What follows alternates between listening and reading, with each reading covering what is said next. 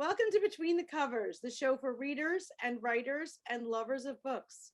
I'm Stephanie, and I'm a publisher at Red Penguin Books, where we all work with authors of all types and genres. So if you have a book in your head, a book in your heart, or maybe shoved into a drawer on old loose leaf, please visit us at redpenguinbooks.com and unleash your inner author.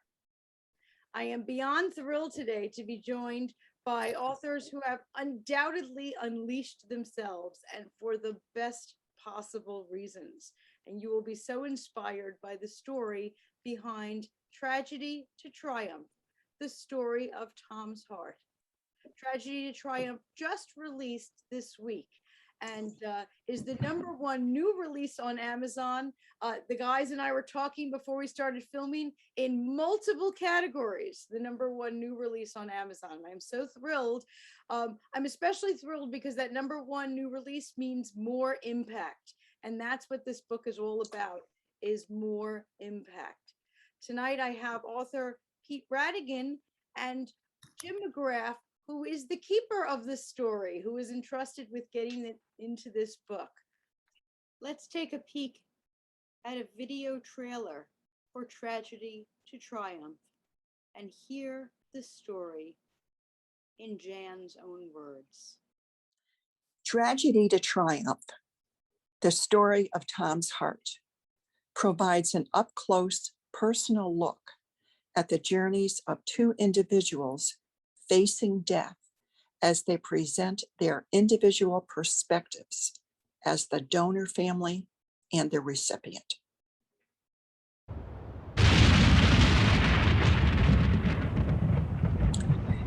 There are very few stories in life that grip you like the loss of a child.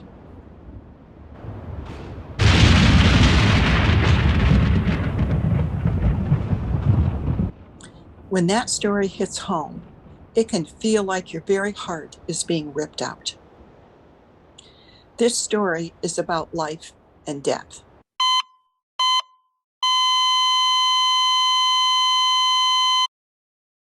When a family member or friends suffer end-stage organ failure, the pain is different, but very real. Loved ones watch as you wither away before their eyes, dying, waiting, and hoping for the ultimate gift, the gift of life, so they can go on living. This story recounts the harrowing and heart-wrenching tragedy that struck Tom and his family.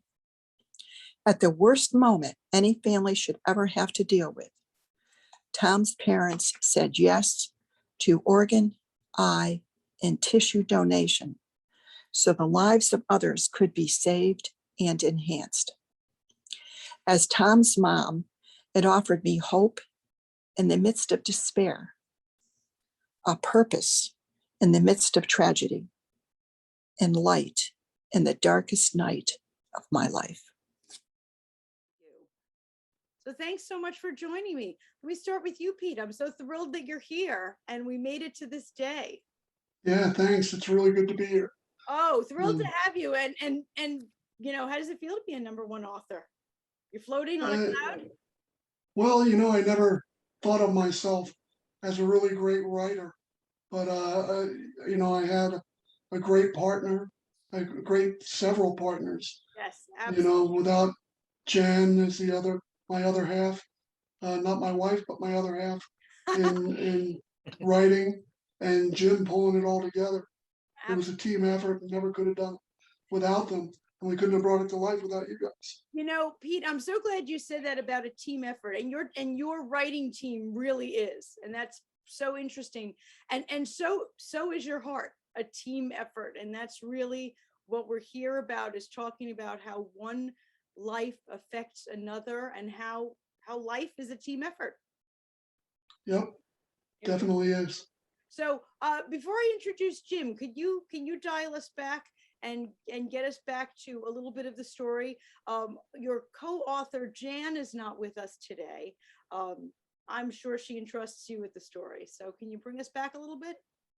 Sure. So, yeah, Jan's recovering a illness, but she sends her love to everybody. But this story is really about 24 years in the making. Back in 1996, the end of 1996, I was doing a training program. I do training and development for a living in California. And I was going through Houston Airport and just got winded. When you're 30 years old, you kind of look at yourself and you're like, man, how did I get so out of shape so quick? And then you're kicking yourself and you're mentally saying, I'm going to go back in the gym and I'm going to get back in shape. But it took me about 40 minutes. Houston's kind of shaped like a capital H, and I was in the bottom left of the H and I had to go all the way to the top right of the H. And it took me about 45 minutes to walk what should have taken 10. And to make a long story short, I was in the beginning stages of end stage heart failure. I ended up thinking that I was feeling clammy. I flew the rest of the way to California, to Orange County, to begin my training class. And I taught for 3.5 days in end stage heart failure. It was crazy because all I kept thinking about was this flu is just kicking my butt all over the place. So I remember teaching for 2 hours, coming back in the office, sleeping for 20 minutes. The instructor would wake me up. I would teach for 2 hours, come back to the office, sleep for an hour. All the while my legs were swelling. They started out like chicken legs, like this. And at the end of the training class, were about 3 times the size. So I went into end stage heart failure 2 weeks later. And I was admitted for a 5-week stay. And, that's when they told me, just to kind of wrap up how I got to transplant, that's when they told me, we know what the problem is. You're in end stage heart failure. And it's kind of a sobering statement when you're 30 years old. 30 years old. Yeah.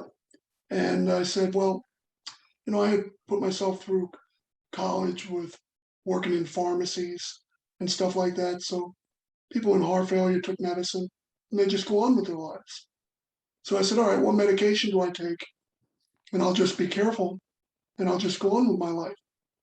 And then I got a series of, you don't understand. So the first one was, well, you don't understand.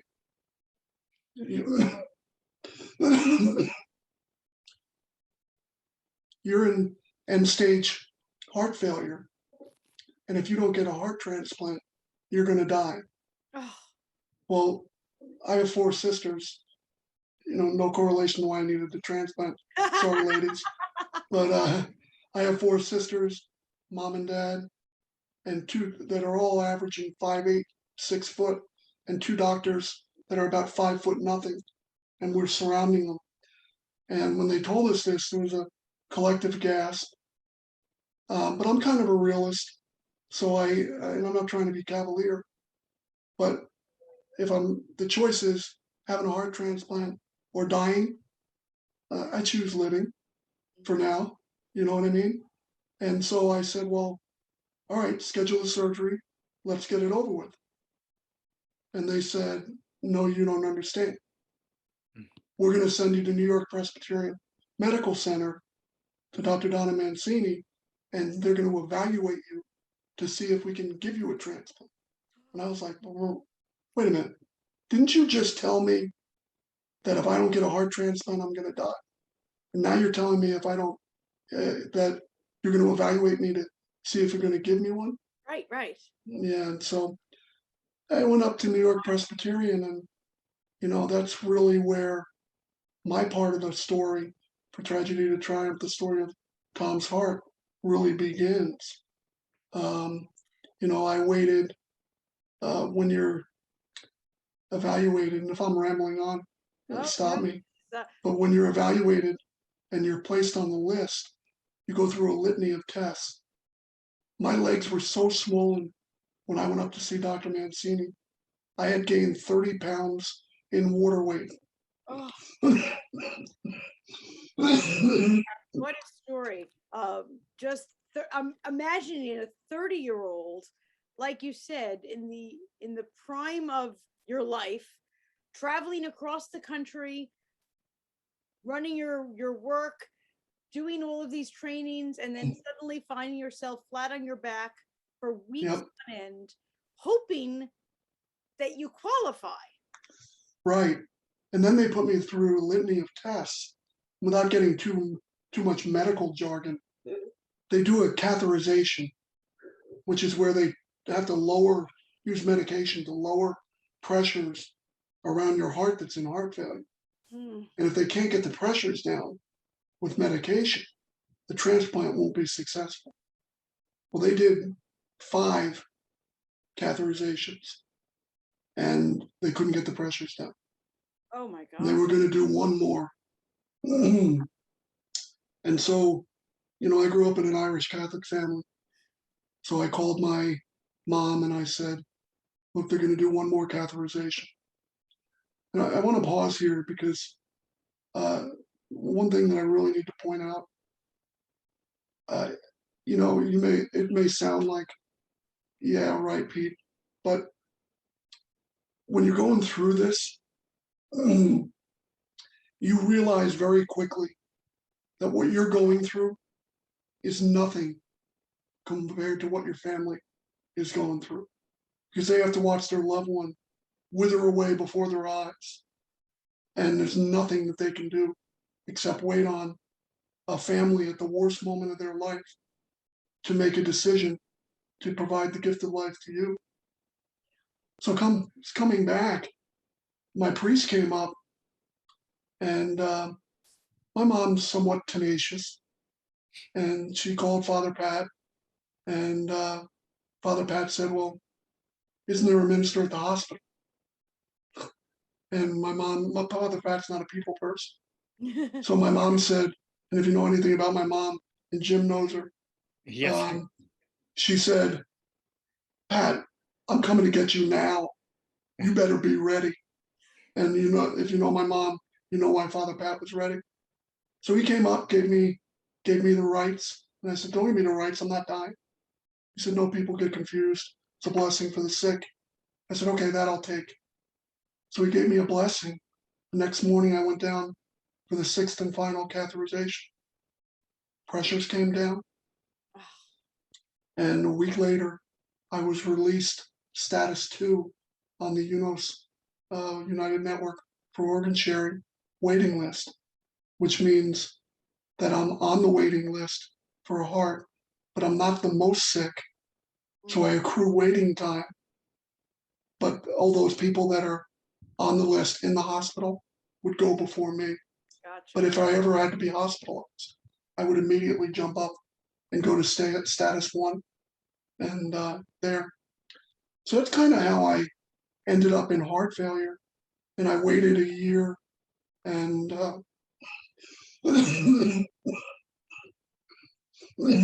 Well, I'm going to pause you there in the story and introduce Jim McGrath. I'm so thrilled you're here. Thank you. Well, thank you for having me on, Stephanie. Oh. I'm delighted to be here, and I'm delighted with how the book is being received so far. Yeah. And you have such a unique perspective on this story. Jim, you were brought in when Pete had written all of his memoirs and thoughts over the years of what had happened, and thank goodness he did. Reading it back, boy, he knows what happened, what day, and everything else. And Jan, our donor's mother, who we're about to introduce into the narrative here, also entrusted you with all of her writings, and you looked through all of these, poured through them for hours. I mean, I dare say thousands of hours, and how that affected you reading all of this, getting to know Pete and Jan and their story, and finding, I know that when people send stories to you, it's a lot of information, and you made it so that we can see the heart of the story. I think it's safe to say I never had taken on such an undertaking, and I didn't realize it, at the time. Now, our story with the book really begins. It was New Year's Day, probably 2016 or so. I'd worked on another book with a friend of mine, and Pete was aware of it. Now, Pete and I go back 35 years, 40, almost 40 years now. We went to Wagner College together in New York, and we were roommates one year. We were fraternity brothers. We actually worked on the paper together one year. So we were familiar with each other, and I knew, about some of Pete's heart issues because I am from Northern Virginia. He would come down sometimes for tests, and we'd meet up.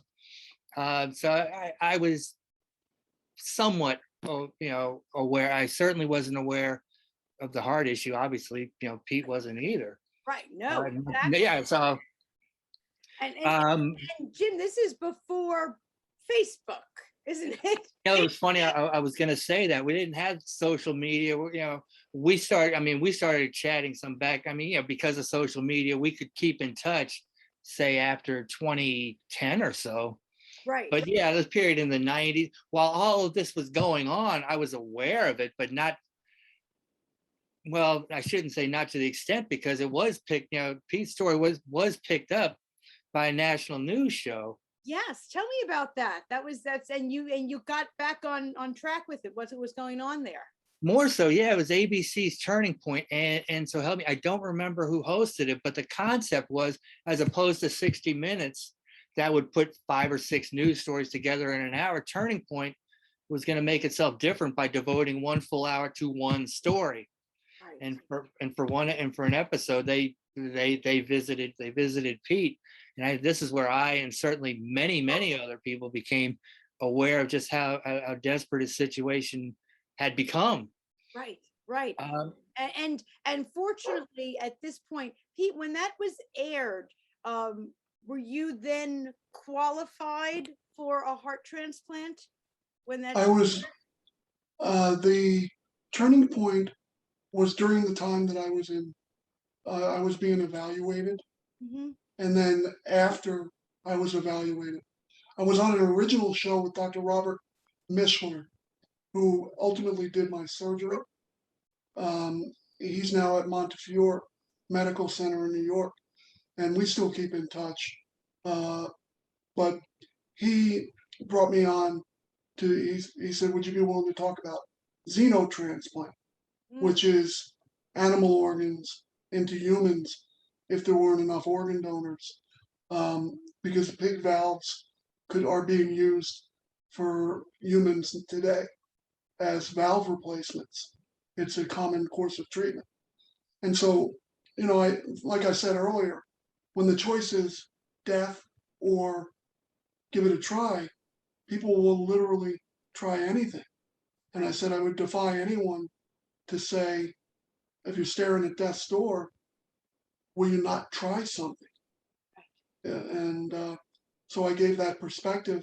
And then after that initial stay in heart failure, when I was released, status 2, that's when ABC News Turning Point, and Jim, that was Chris Wallace at the time that did that, and they interviewed my parents, my sister Carrie, and me, and just our perspective from a follow-up from the original story. Right.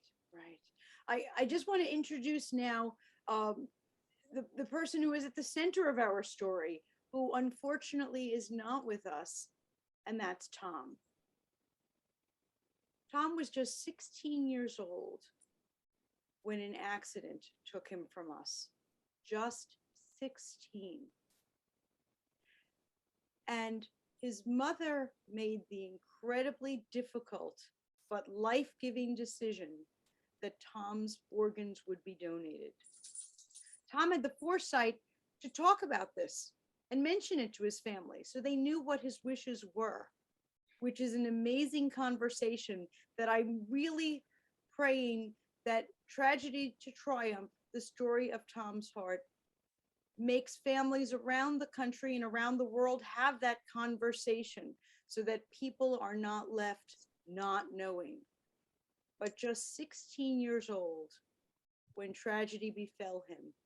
And because of the love and foresight and gift brought us, there's his mom, Jan. Tom's heart was then transplanted into Pete. And we're going to follow our story a little further to the amazing, miraculous meeting when Jan, the donor mom, was able to meet Pete and hear that heart beating inside of his chest. Just such a miracle. So Pete, could you bring us back to the transplant? How you first heard that you were getting one? What happened from there? So I was in, I mentioned where I left off, I was release status 2. Mhm.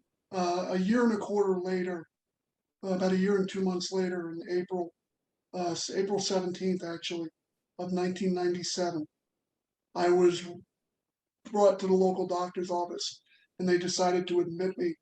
I had a little bit of a cough. Candidly, I was shocked. I was taking 35 pills a day and stable. But when Dr. Mancini said, I think it's time we bring you in and elevate you to status 1. And to this day, I think she's like Kreskin because she could predict the future because about a month and a quarter, a month and a week after that, maybe 5 weeks, my health crashed and burned. Mm. I was in the coronary care unit twice. I was admitted April 17th, spent my 32nd birthday barely able to walk 20 feet in a conference room where my family came up. And then the last week in July, after most of the people that I had been waiting with had already been transplanted, I got the call that most transplant recipients wait for, which is from a transplant coordinator that says, Pete, we may have found a potential donor for you. And my dad was in the room with me. And I hung up the phone and it's one of those, I don't know how I should feel moments. Because on one hand, I was like, oh my God, I have the chance to live. Because I had already been in the coronary care unit twice, and they were talking about putting a mechanical device in, a left ventricular assist device, just like a pump to make the heart work until you get a heart transplant. And so I walked, they died, sorry, mumbling. I talked to my father and I said, Dad, that was Mary. And he said, that's kind of late. I said, I think they found a donor. So my dad called everybody up in my family. Everybody raced up in New Jersey Turnpike because everything in Jersey is off the Jersey Turnpike. It's like 1 o'clock in the morning. And, it never entered my mind, Stephanie, that I wouldn't survive. Really? But in the event that I didn't survive, it would have been crushing for my family. I mean, I have 4 sisters, 25 cousins, 115 second cousins. And that's just on my mom's side of the family. And we never lost somebody like this. As a matter of fact, at the time, most of my aunts and uncles and everybody were still living. So I was more worried about the impact on my family. So I'm being wheeled out of the room on the stretcher.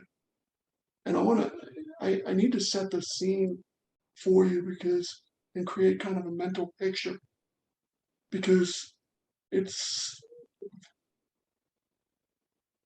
traced in my mind. I was being wheeled past the nurse's station. Word had spread that Pete got it as a potential. Security that knew my family by first name. The nursing staff. The people that, if I had an accident, they came and cleaned up. The people that changed my sheets every day, the residents, everybody, standing ovation. Mm. And I'm walking out, and I'm gonna try not to get choked up, but I have tears rolling down my eyes. And my mom said to me, "What's wrong? You should be happy." And I said, "Yeah, but this means somebody's dead." And I remember Jack Cicero, who's a donor family that I worked with years later, gave me perspective, which I wish I could have had then. He said, and I would say this to all transplant recipients that might listen to what we're talking about after this interview. He said, "Pete, my daughter," and his daughter was the sixth victim of Colin Ferguson in the Long Island Railroad shootings back in 1993. He said, "My daughter Amy did not die to become an organ donor." He said, "As a result of what happened, I was able to make a choice to provide the gift of life.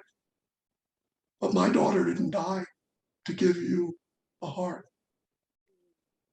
So you shouldn't feel guilty." And I live by that today. And I tell people that today. So fast forward, I'm wheeled down to the pre-op area where I'm waiting to be going to the operating room to get all hooked up and ready for surgery.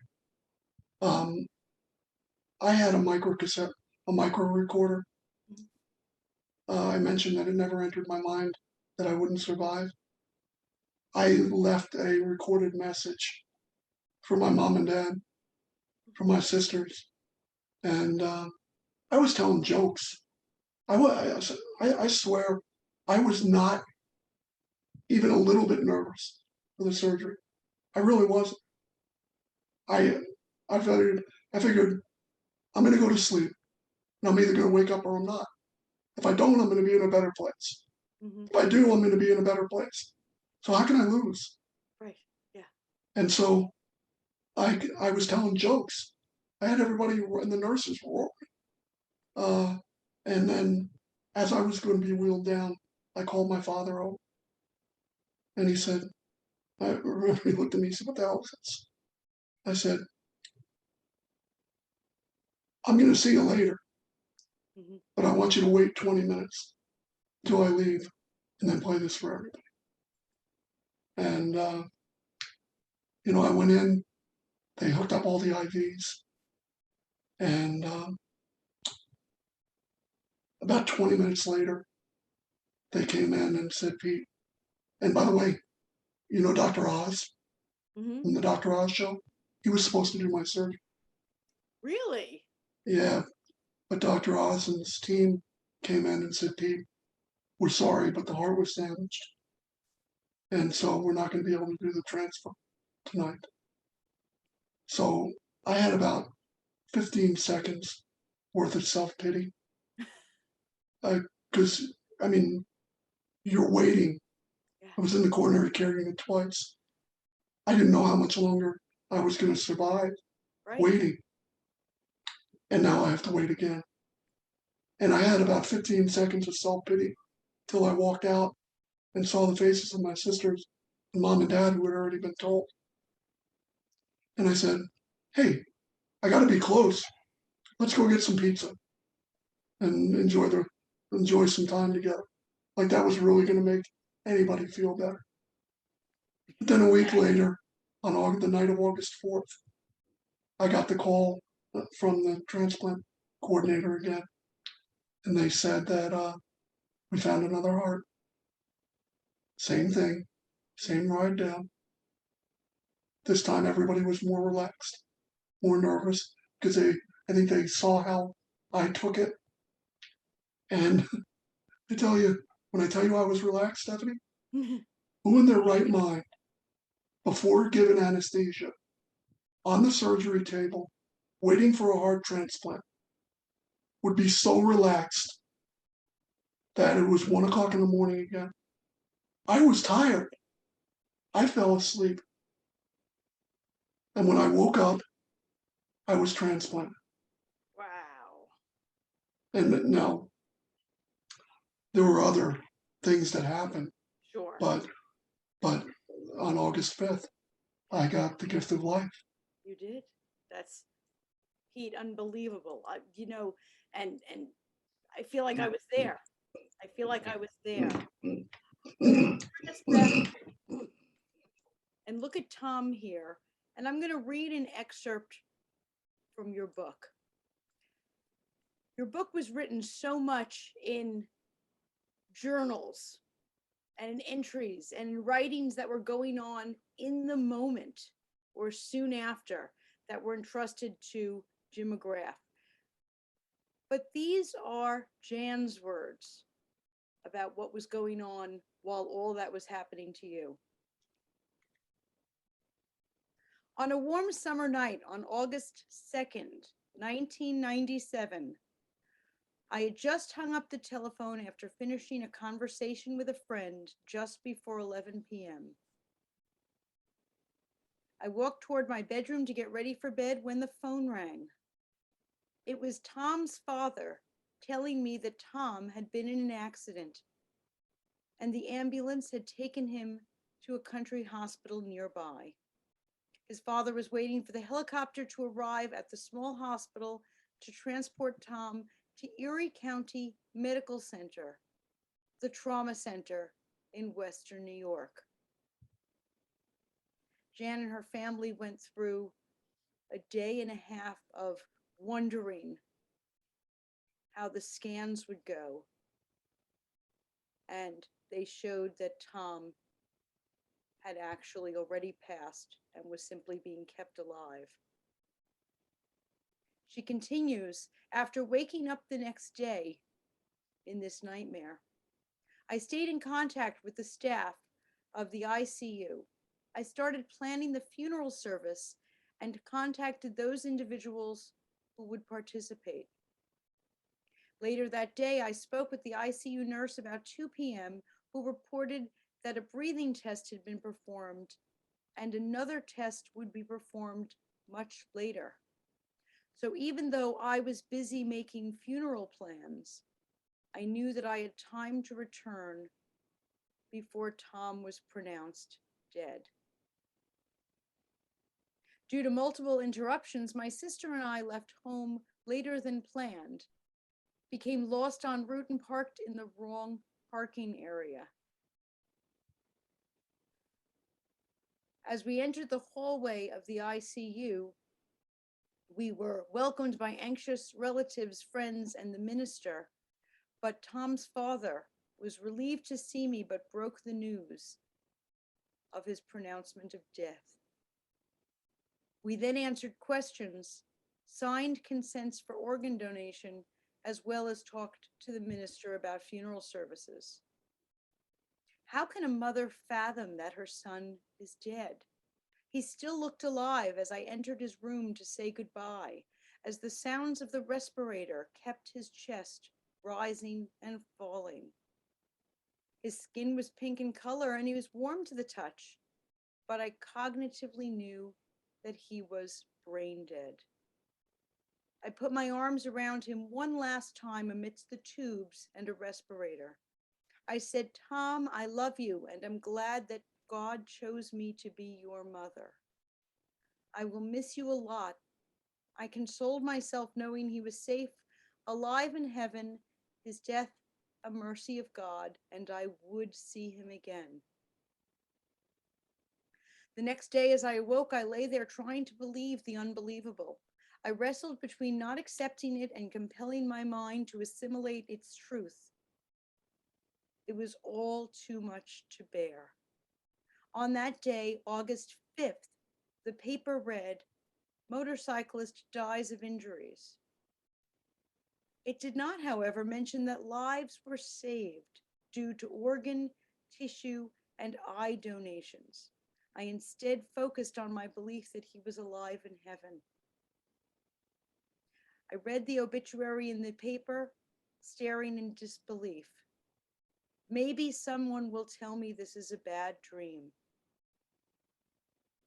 But Tom had wished and said to me earlier, if anything happens to me, I want to donate my organs so others would live.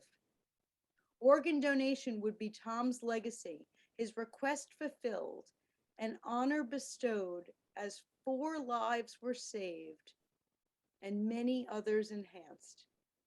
I would never, ever know how far reaching that decision would be until I met Tom's heart recipient, Peter Radigan.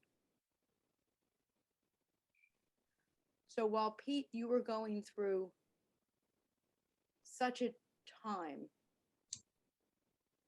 so was Jan, in a totally different way. I love what you said.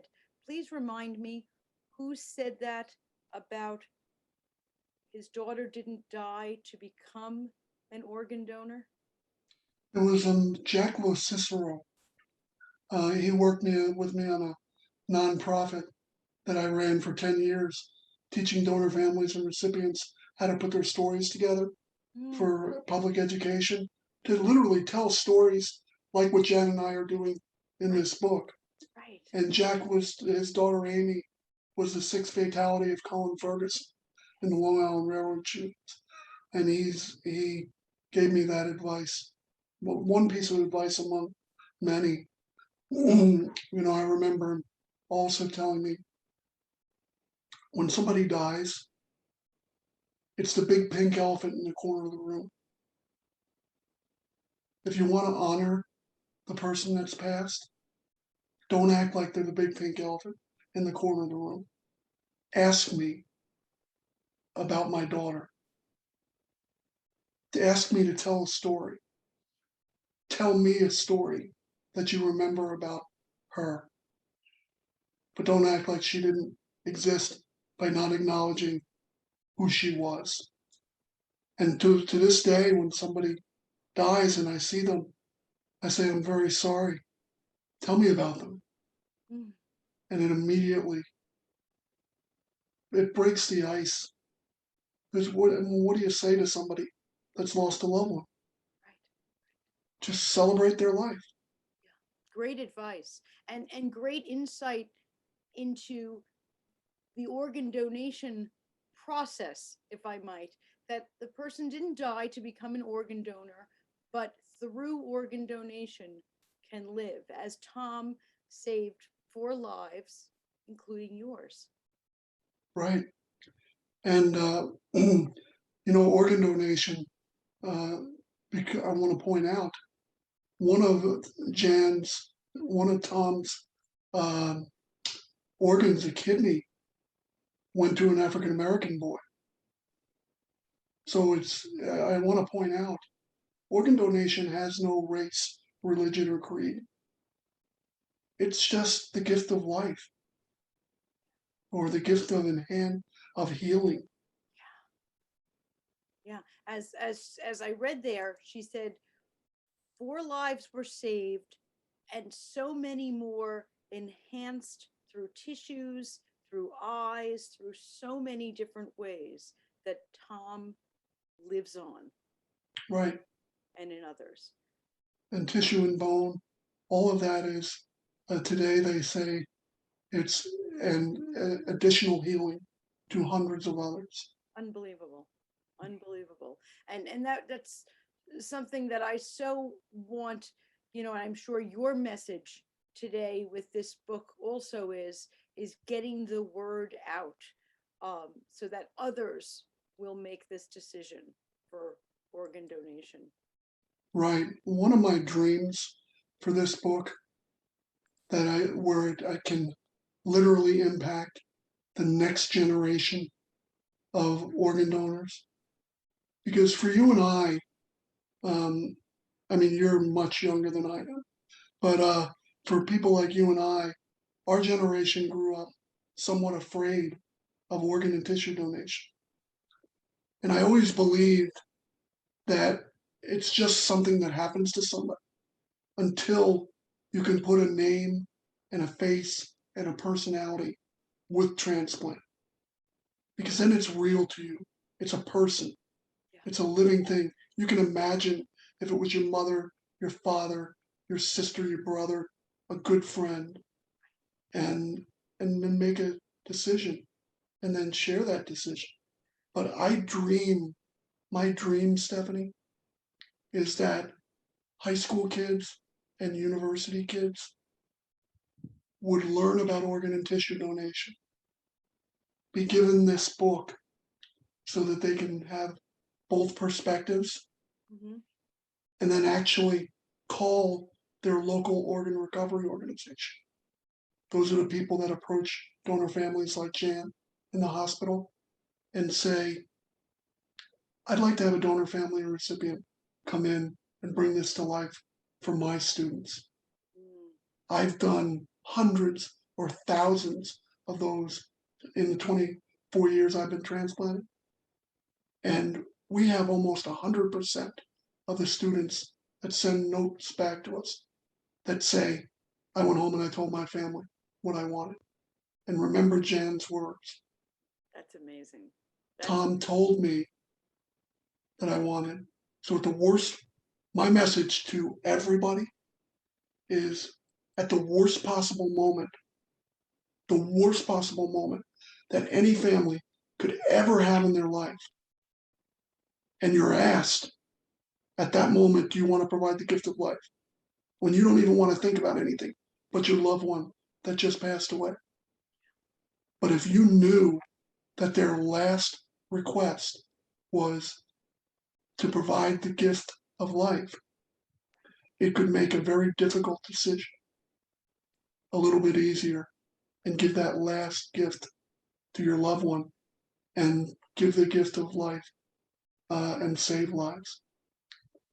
You know, a doctor once told me when a family doesn't consent to organ and tissue donation, two people, 9 people die ugh, because the family that lost a loved one died, and potentially the 9 people that could have been transplanted and hundreds healed also run the risk of perishing from one decision. yeah. No, it is so important for people to talk about it. And you're right, Pete. The exact quote that Tom had said to Jan in advance, if anything happens to me, I want to donate my organs so others would live. He was 16 years old and had already had the foresight to have that conversation with his mother. And having that conversation meant that at her darkest hour, it was an instant thought. She knew exactly what he wanted. Yeah. Exactly. Jim, I have to ask you, you have such a unique perspective here, listening to both sides of this story, putting it all together. Has your opinion changed about organ donation? I know certainly as soon as Pete came to me about this book, I immediately, after we got off of, one of our first phone calls, I never Mhm. told Pete this, but one of the very first things I did after one of our first phone calls was took out my driver's license to make sure that it was indicated. And I have had this conversation with my family now because of Pete and his book. We've had this conversation around the dinner table. So tell me about you. Were you already someone who, oh, this would be fine with me? Did this sway you? Are you an advocate? I was like many other people. To me, the donation process, I realized it was important, but really my exposure to it was checking the box at DMV, Department of Motor Vehicles. That's right. I'd see it and say, that seems like a good idea. Okay. And that's how many of us are exposed to it. Because possibly because it involves having a crucial conversation that many people do not want to have. I mean, but certainly should. And if the most important thing I believe that can come out, and really I'm just mirroring what Pete was saying. just to have the idea that it's okay for people to have this conversation. It's not morbid. It really needs to happen. You know, the question needs to be asked just because it's so important and can save lives. It can enhance. One person can enhance dozens of lives. I don't think people realize they have that kind of power. I didn't, you know, and in the process, you know, really putting this together was such an experience. It was just, you know, there were so many times I just had to stop because of things I wasn't aware of, because of the emotional aspect of it from either Pete's side or Jan's side. And possibly the most powerful part of this for me is when I came to the realization that at times we're having three-way conversations and I'm hearing Jan say something and Pete goes, I didn't know you were thinking that. Or Pete would say something and Jan say, I didn't know you did that. And I came to the realization that, you know, I'm having conversations with each of them and going over their notes, their journals, their most personal thoughts. And I mean, I think you used the word gatekeeper. It suddenly occurred to me, probably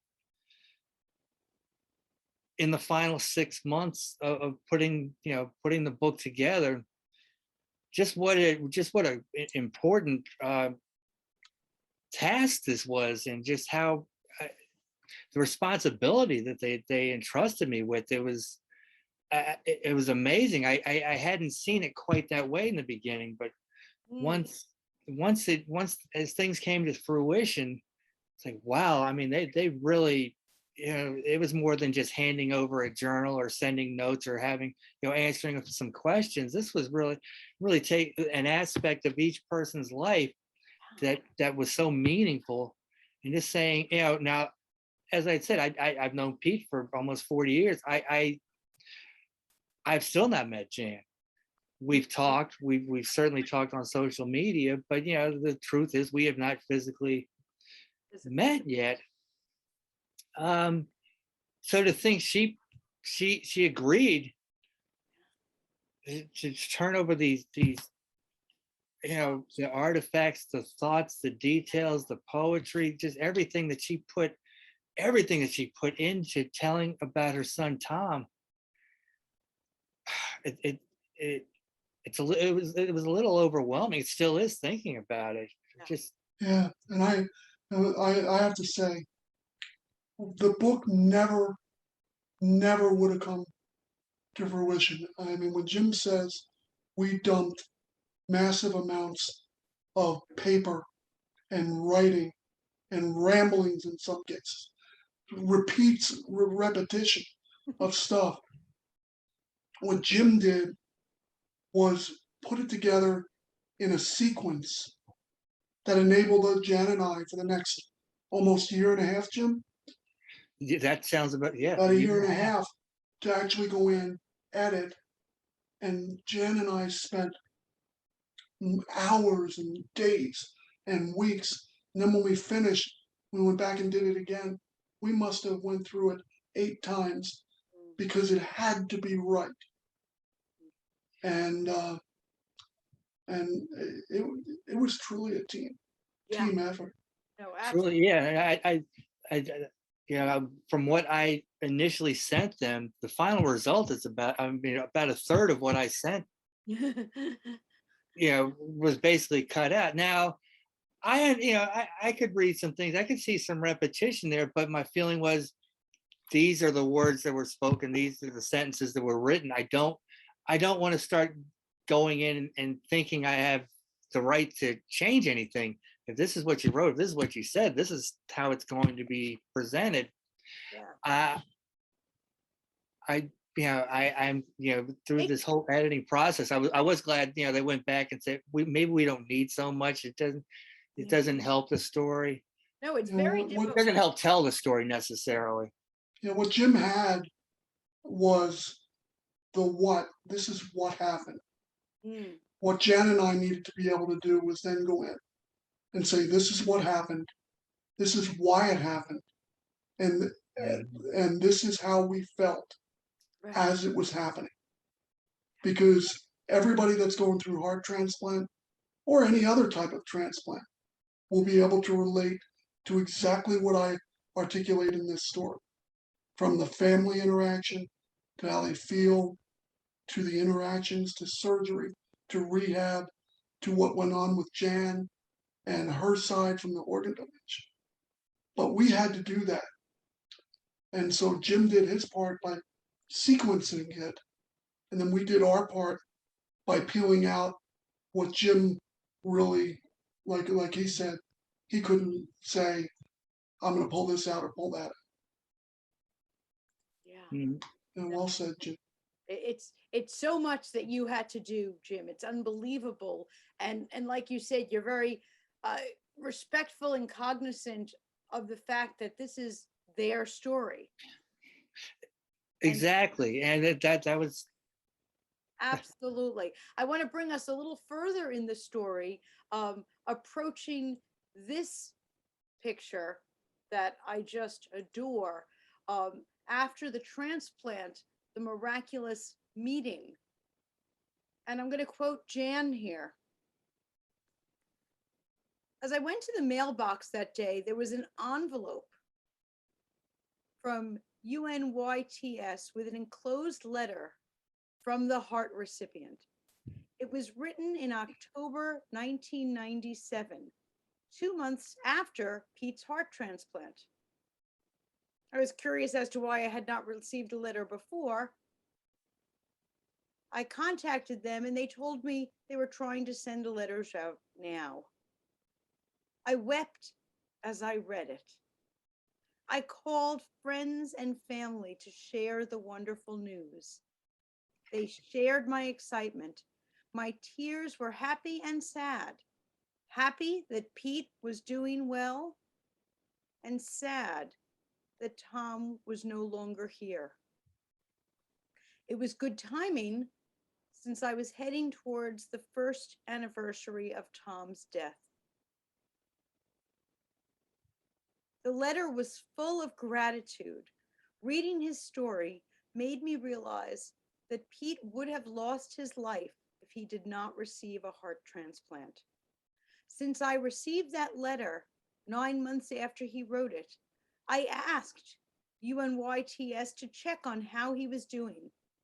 They replied that he was still doing well and checks the New York City office often to see if there's any letter from us. He wants to hear from us. It is as if, after my greatest sorrow, God is there offering joy and making the pain more bearable.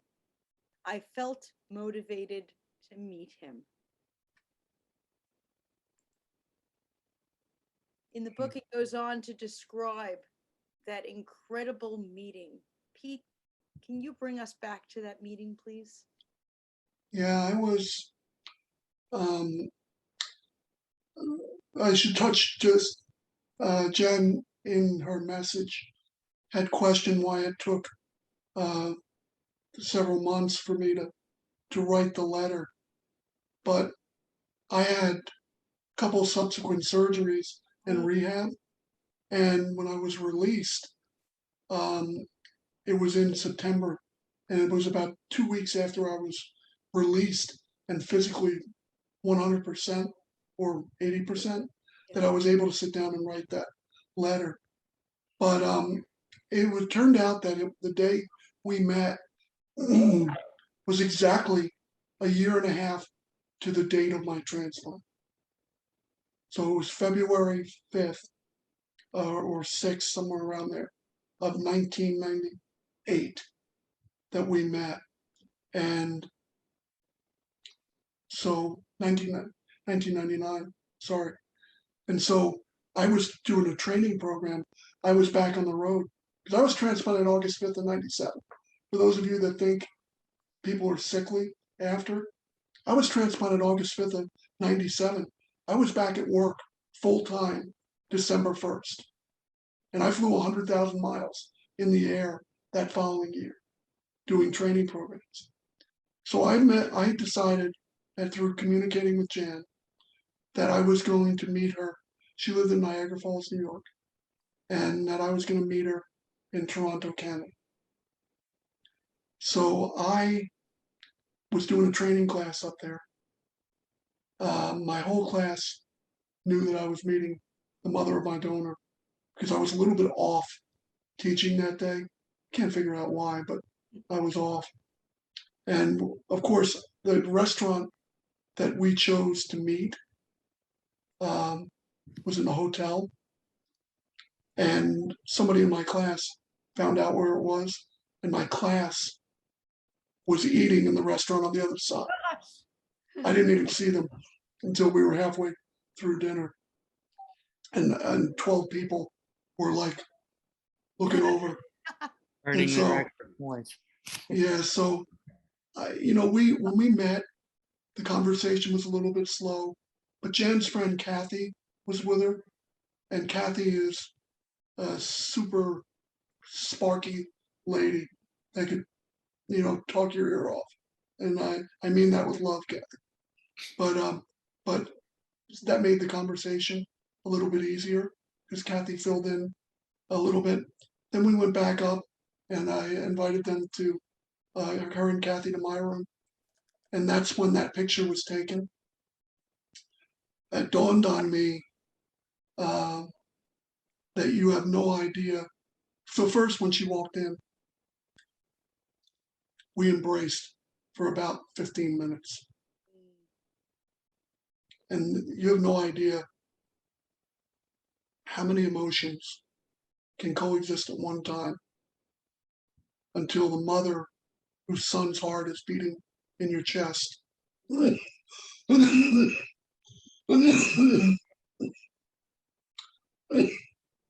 moment. Embraces you. And then it dawned on me, with her son's heart beating in my chest, I said to her, I don't know whether this is going to come out right, but do you want to listen to my heart? And that's when that picture was taken. And it was an unbelievably emotional moment. Ironically, neither of us cried. And it was that emotional. But I felt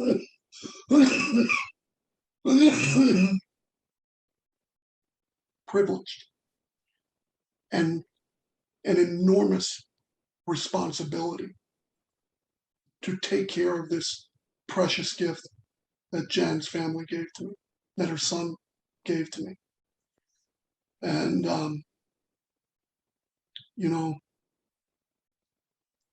it's not everybody gets to meet, No.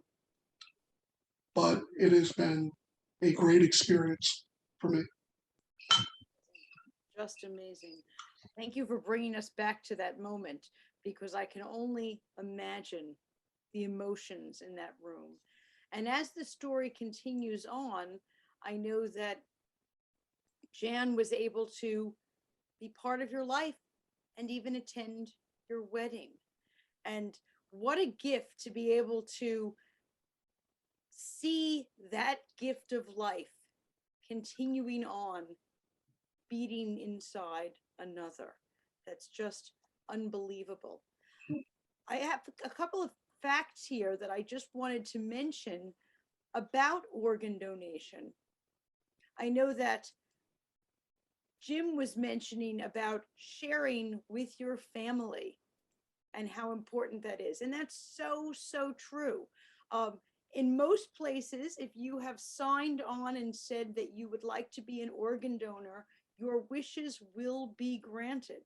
However, that is not worldwide. So it is important for you to talk with your family about that, because in that terrible moment, they are the ones who are answering the questions, not you. Organ and tissue that can be donated include kidney, heart, lungs, pancreas, liver, intestines, corneas, skin, tendons, bones, nerves, and heart valves. And people of all ages and medical histories can consider themselves potential donors. The doctors will make those determinations, but all ages and all medical histories. And in case you are ever concerned, if you are sick or injured and admitted to the hospital, the number one priority is to save your life. Organ donation can be considered only after death has been declared by a physician. There are places that you can go to register. Certainly, registerme.org is where you can make sure that you are registered for organ donation. And I also know that several national organizations are supporters of Pete and Jan's story and wanting to get the word out. And I want to make sure that our viewers know about these different organizations who are there for this gift of life and how important it is. Donors are needed for all races and all ethnic groups. As Pete was saying, organ donation is not for just one ethnicity or religion. In fact, organ donation is consistent with the beliefs of most major religions. These are the facts that these different groups put out about organ donation so that people like yourselves can make the decision and talk about it with your family. As Jim had mentioned, have that conversation. It's not an easy conversation to have, but it's an important conversation to have. Pete, you mentioned your hope for this book is that the word would get out, and you mentioned especially young people, Yeah. high school and college students, which I think is a brilliant thought. Jim, how about you? When you were brought in on this project, you had known Pete since college. You were trusted with this huge undertaking. Over this process, I'm sure you have goals and hopes for this book and this message. As I've become more aware of how many, who's been touched by organ donation and just how powerful it is. Again, whether it's word of mouth, it's like somebody reads the book and learns from it, while, pass the news along, Yeah. I just saw something that was, I just read this incredible story. I just want to, make others aware of it. Yes. And you're absolutely right. And every single person, I often say about books that if a book touches one person and changes their life, just one, I feel like we have succeeded. Well, as Pete mentioned, if this book touches one person, we're actually talking about saving 9 lives. We're talking Right. about multiple people whose lives are saved. Every single time this book touches one person, not just one life, all of those lives are saved and changed. So important. Yeah, the potential is enormous, and I can't, I just the possibilities of how many people can be reached, it astounds me. My brain, it's not going that far yet. I As to hear how many people could potentially be touched by this incredible story. So. Yeah, Stephanie, I have a request for your audience. And it's this. You can make a difference right now. This book, Jen and I both believe, and Jim as well, believe that this book has the potential to have one of the most profound impacts on organ, eye, and tissue donation in the last 15, 20 years. Not since Reg Green with Nicholas's Gift has there been such high profile. So help us. Help us. We did the easy part. I say that tongue in cheek by putting it in a guidebook from both dual perspectives for the first time. Help us make this go viral. Help us pass the word. If you know somebody in media, help us to get the word out to other outlets that we can get, to schools, to civic organizations. Tell them about it. Make this second nature. Make this the norm, not the exception, which is really what it should be. Oh, I'm so glad that you said that about making this the norm. If this was the expected, if this is simply what was done, Jim, like you said, mind blown on the amount of impact if this becomes the norm. Mhm. Unbelievable. And the impact is just astounding. I can't thank the two of you enough for joining me and getting this message out. I've been flashing up your web address there for the book, tragedytotriumph.net. But of course, you can find the book and buy it. Like Pete said, pass it along, call up organizations, young people, civic organizations. Let's get the word out. Let's blow Jim McGrath's mind. And Yes. absolutely. And Stephanie, they can, if they want to reach out and contact us, they can do so at the website or at contact@tragedytotriumph.net. Thanks, Mhm. Pete. That's great. Please do. And please also, my wish is that people have that conversation. Have that conversation tonight, this weekend.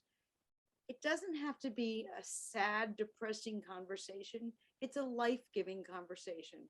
But please have that conversation with your families and let's make a difference. Thank you so much for joining me. Thank you, Stephanie. Thank you, Stephanie. Thanks for joining us on Between the Covers.